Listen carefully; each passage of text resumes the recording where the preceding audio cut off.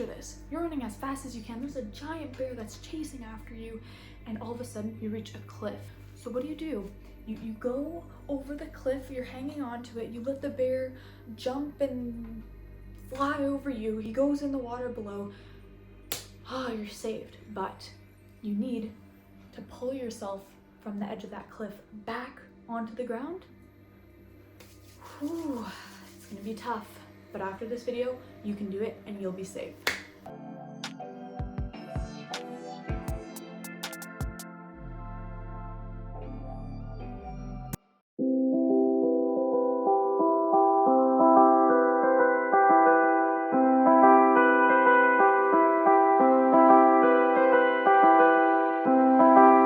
Alright guys, so this is going to be a video about how to do a pull-up.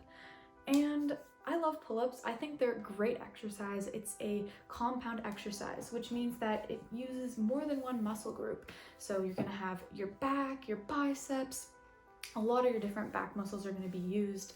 And this is an all-around just great exercise that I like to include on my back days. So without further ado, I want to teach you guys how to be able to do a pull-up. And trust me, it has taken me a long time to be able to do one of these.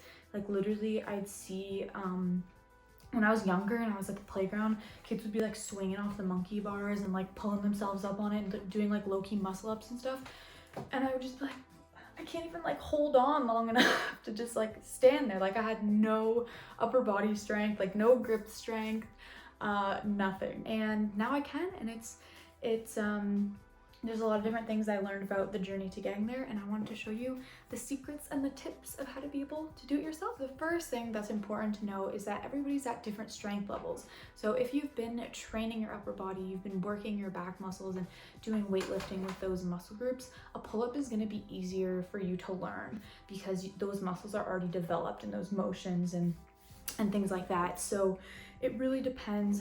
It might take somebody a couple months to be able to do, and it might take somebody a couple weeks. So everyone comes from different strength levels. So just keep that in mind and don't compare yourself. Just know that you're gonna be able to do it, trust me. So the main thing is consistency. So I'm gonna give you 5 steps. You don't have to do all 5 of them, you know, even if you just did like 2 or 3, I'm sure you'd get there as well. But this way you have some variety and you can choose which ones that you like to do best. But honestly, just be as consistent as you can with these 5 different things, and let's jump into it. So the first thing we're going to talk about is scapular retractions. And I know that sounds sketch as hell, but trust me, it's not. So basically what you're going to do, I'll insert a video right here.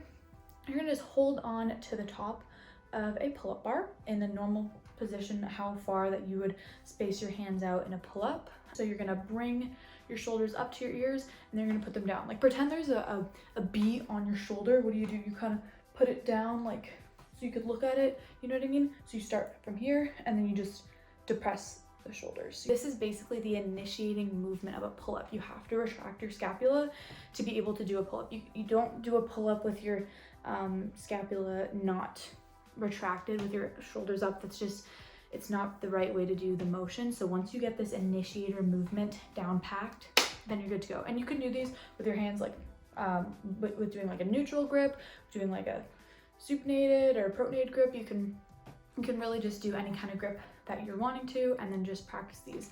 And this will also help, this kind of ties in to helping with your grip strength too, because you practice just hanging there. Because I know when I started, a big issue I had was literally just like my hand slipping because it hurt, because you know I didn't develop those like calluses, I didn't develop the grip strength. So to also help your grip strength, just a little side tip is if you carry really heavy, do something called farmers, I think it's like farmers carry. You just take like really heavy dumbbells and you just hold them each in one hand and you literally just walk with them, like walk across the gym with those, and that just will help your grip strength over time. So you're holding something super heavy in your hands. And point number 2 is going to be to basically do a pull-up as much as you can. So if you can only pull up like from below to like a centimeter up, just keep doing that.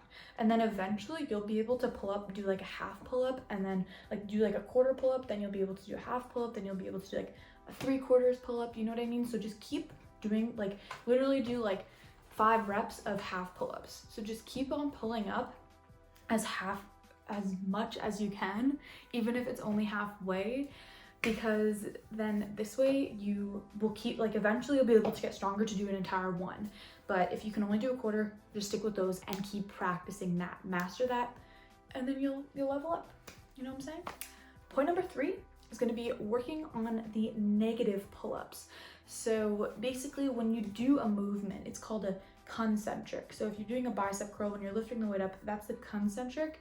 When you're lowering the weight back down, it's eccentric. So with pull-ups, the eccentric is you start at the very top of the pull-up and you lower yourself back down. So I'll show here. So here I'm standing on a bench, so you can get a little step or something to basically help yourself get up to that top position of a pull-up. And then you're gonna step off of the step, and then you're just gonna, as slow as you can, go back down, let yourself down. And it's gonna feel weird. You're like, why am I doing the opposite if I want to eventually do the forward one? Don't worry. The eccentric and concentrically loading your muscles is going to help them develop and help them grow. So this is just another avenue to be able to do that. My 4th step for you guys is to use assisted pull-up bands. And so I was able to get these 5 different bands from Amazon. I'll actually link them below for you guys. And so basically they come in all different resistances. And so how you want to do this is a little bit sus, so don't worry, bear with me. It's a little sus, not gonna lie. I still get sauced whenever I do this because I'm so scared of the band whipping me in the face. Oh my gosh, that would hurt. Okay, that won't happen. Okay, so basically I'll show this clip of me actually assembling the band. So you want to feed it over the bar and then grab it down and just make sure that it's tight. And so then to set this up, there's a couple different ways you can do it. My pull-up bar is really high. That's just how it's hooked up in my basement. So I like to put my foot through it. But if your pull-up bar is lower and you don't have to like use a step, you can just kind of put your knee in it, or you can use a step and put your knee in it. That's an option too. But I just feel a little bit better putting my foot in it. That's just me. But so what I do is I step on something. So I'm stepping on a bench. I pull myself up, kind of like the setup for the negative pull-ups as well. So you're sitting up there, right? You want to put your foot in the band, and then you just want to put all your weight in it, and only one foot's going to be in the band. And then there you go, you just do a pull that way. And then to come out, you just kind of use your one foot that's not in the band to find the step again.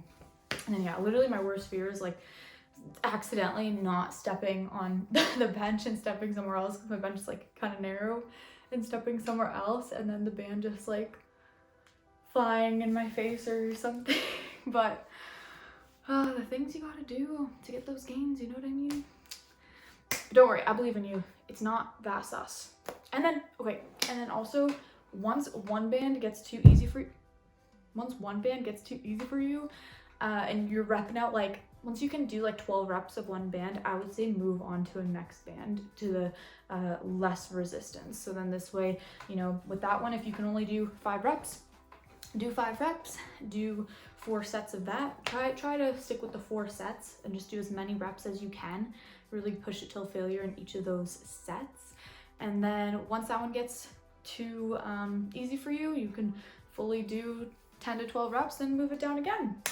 My 5th step is doing other exercises that will strengthen those muscles. So using the lat pull down machine, doing rows, bent over rows, T-bar rows, any kind of rows that you want, that's gonna really help develop your mid back muscles, your lats, also just doing bicep exercises as well. That's all gonna help those muscles. And then after all those 5 steps, I guarantee you, you'll be able to do a pull-up.